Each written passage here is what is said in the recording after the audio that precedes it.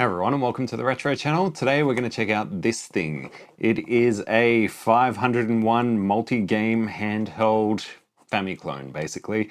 There's obviously plenty of similar things like this out there. I haven't seen anyone do a video on this one yet though, so I'm interested to see what games are actually built in and whether it lives up to all these promises.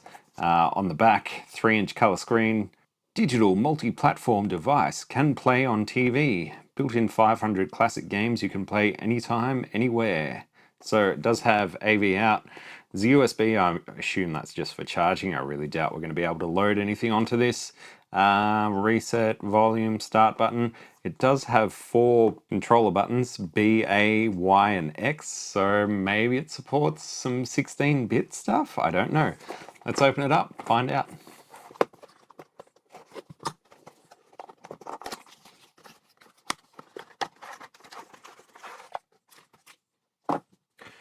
Well, here's our extra controller, the AV output cable, and a tiny USB cable. It's a micro USB, no surprise there. And the unit itself, ooh, it's a bit dusty. I could have cleaned up the screen before they shipped it. It is very light, very hollow. And the corners are pretty sharp as well. Not a great start. Let's see if it'll power on. Yes. And we got a choice of Chinese or English. I'm sure supports 5 languages: Chinese, English, Arabic, Spanish, Portuguese. Well, apparently not.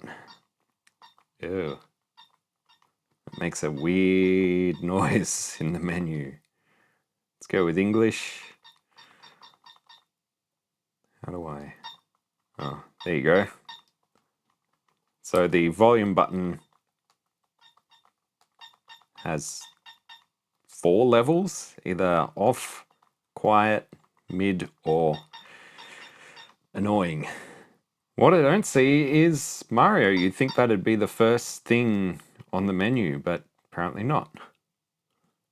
The screen itself, off-viewing angles are decent. You lose contrast after about past 45, 50 degrees maybe, but we're facing onwards, it looks perfectly fine. Actually, it looks better on the camera than it does in real life. Well, let's go some double dragon.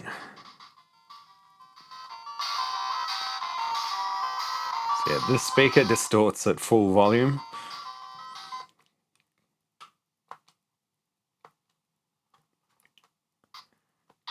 The buttons here are actually hard to read. They sort of blend into the plastic behind it, so I guess you'll memorize them after a while.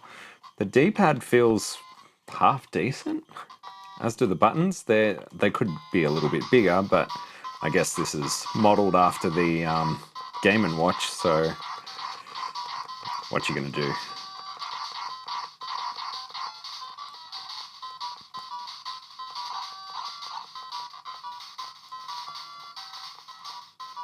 Okay, this button should reset it, so it takes you back to the main menu.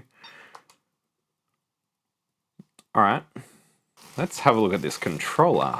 Let me just take a quick moment to talk about our channel sponsor, PCBWay. PCBWay do PCB prototypes from $5 for up to 10 boards. They also handle all your PCB assembly needs, and they can do CNC machining and 3D printing. There's also a really fantastic shared projects section where you can find not only my projects, but a whole range of others. So be sure to check out PCBWay for all your PCB prototyping needs. We thank them for sponsoring today's video. This actually feels a lot better than this thing. And the corners are actually smoothed off. Still feels fairly cheap, but I think a Master System gamepad is worse, so yeah, it's not too bad. The controller with the cable almost weighs as much as this thing. It's incredibly light. Right, so the controller is just for player 2. You don't actually get to use this if you're player 1. You have to use this thing. It's not fantastic.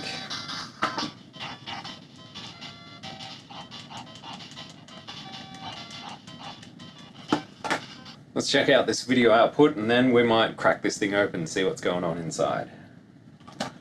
It's a 2.5mm jack by the looks of it, which is a bit non-standard. We should have read the manual.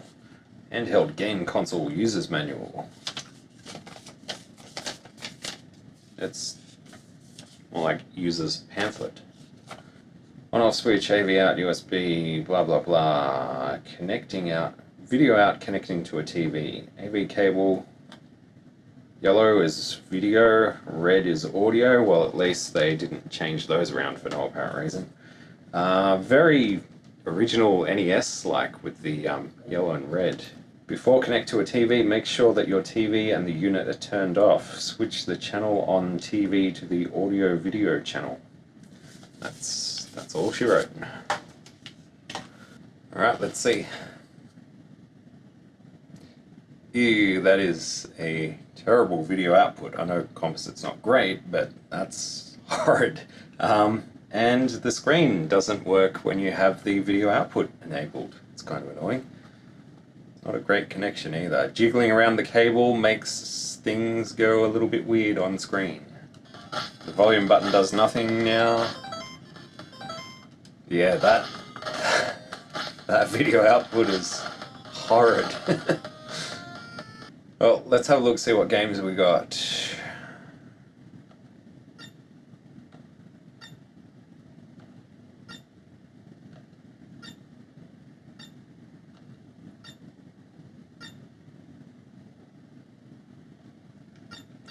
Wonder if Dora Brothers is some Mario clone.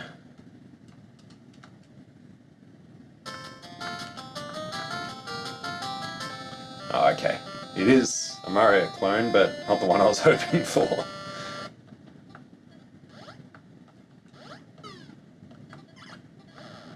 Take that, you bastards. Well, so far I'm not seeing any repeats. The way it's sorted isn't fantastic. It's almost alphabetical. So you have all these G's and then you've just got some random stuff thrown in there. Spy versus spy.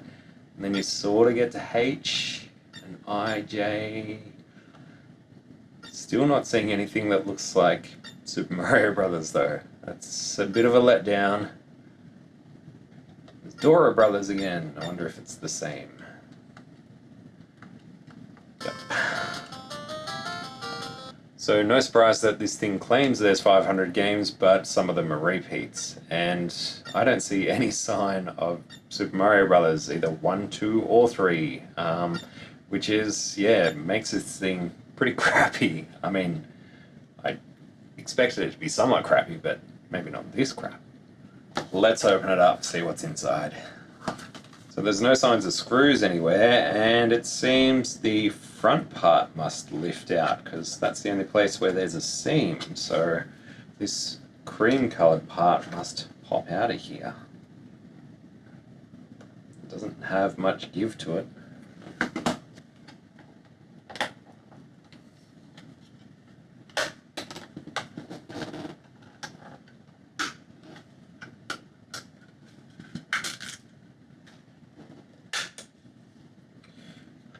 Alright, here we are, a little LiPo battery, the speaker in the back here. I wonder if I can pop that out.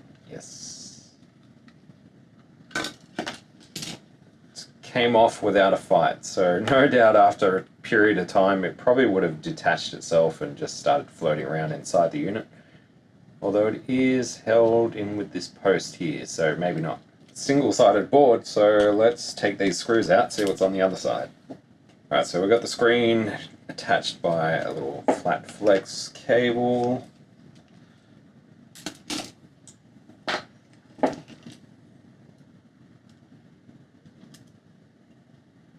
Well, nothing too exciting there. And on this side we have the Nintendo on a chip, so just a big fat black blob. Nothing much we can do with that. There is this here, which I guess is a EEPROM, and yeah, it is soldered to the board. It's interesting that this thing around the outside is kind of like an adapter, because the actual EEPROM itself is this guy here, which is a BGA package by the looks of it. Got a date of 2022-03-23, so March of last year. It's not that old, I guess. Just a shame that, well, there's not that much that we can really do with it, unless we were to pull this off and try and read it out and reprogram it, but I don't think we're going to go into that in this video. Don't even know if it's going to be possible.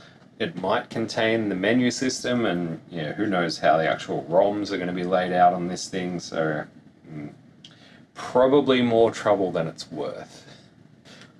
Let's hook it up to a computer, see if it registers anything. Well, it seems all that Windows tells me is a request for the USB device descriptor failed, so that doesn't really help, and I don't know anything else to figure out if there is a way to connect it up. Guess leave a comment down below if you have any ideas. And looking closely at the board, it looks like the data lines from the USB cable head down under these resistors, or they're actually jumpers because they're all 0 ohm, and eventually make it around to the big blob. So it's not going to tell us anything either. Looking at the video signal on the scope, everything looks pretty much within spec, so there's probably nothing we can do about that poor video output quality, but I guess we can't be too shocked by that.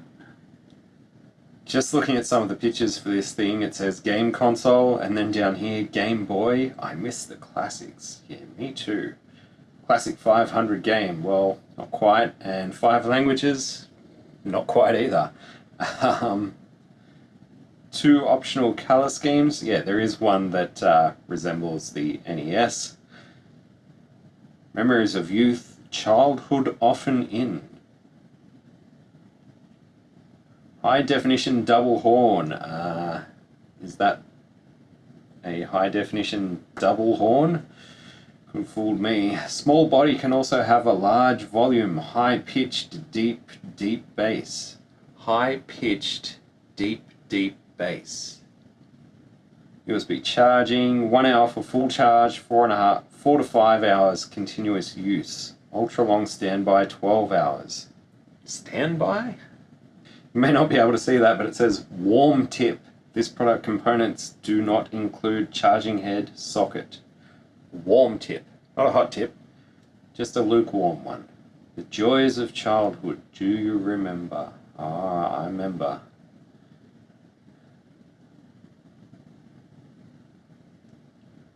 Blah, blah, blah. That's it. What is that? That's an ad. That's quite an ad. I like that there's nothing on this screen and nothing on the TV, just like the good old days. Yep, the joys of childhood. Yeah, you can charge it with our included short-ass cable, so make sure you bring a PowerPoint with you. Well, while we're here, let's just open up the controller, may as well. Shouldn't be too difficult for this one.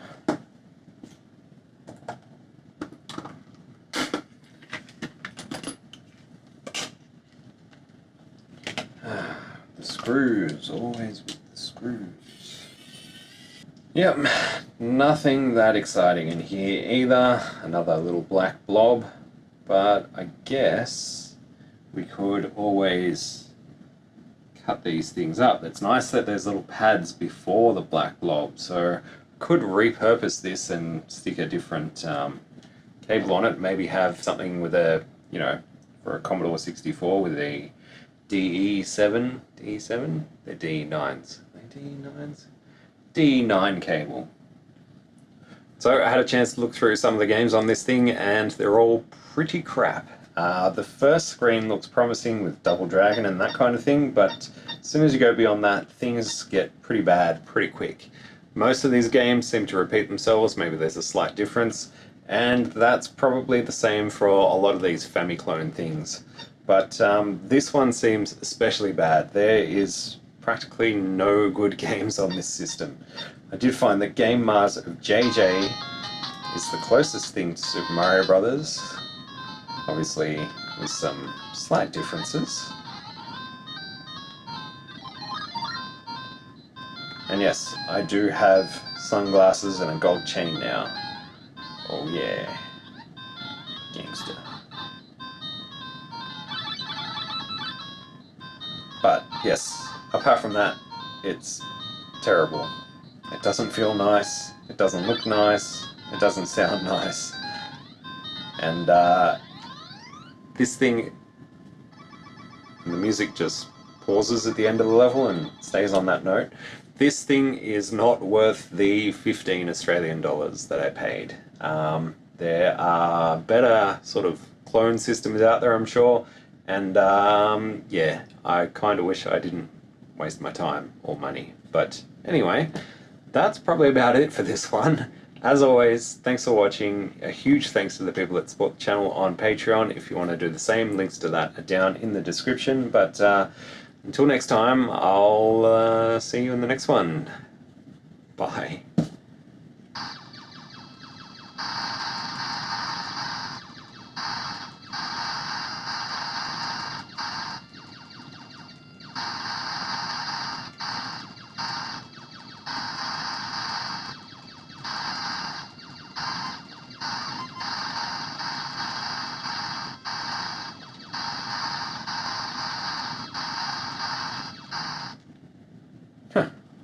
Probably the most fun I've had with this thing.